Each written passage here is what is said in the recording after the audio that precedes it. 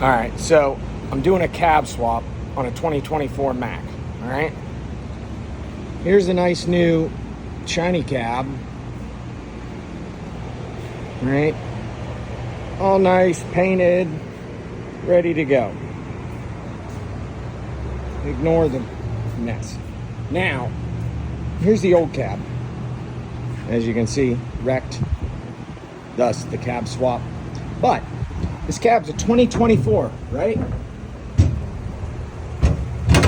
That was from the factory. These little boogers.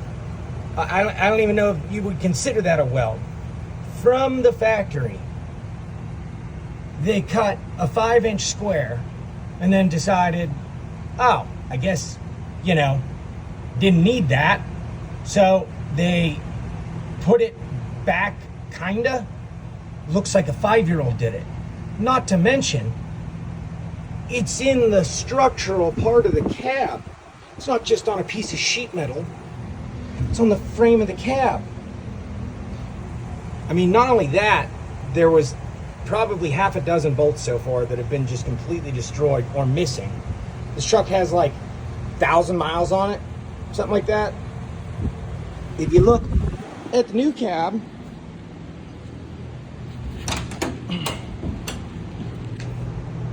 look at that. Almost like it's supposed to be one piece. You spend $200,000 on a truck, and this is the quality you're getting. Do better. Come on.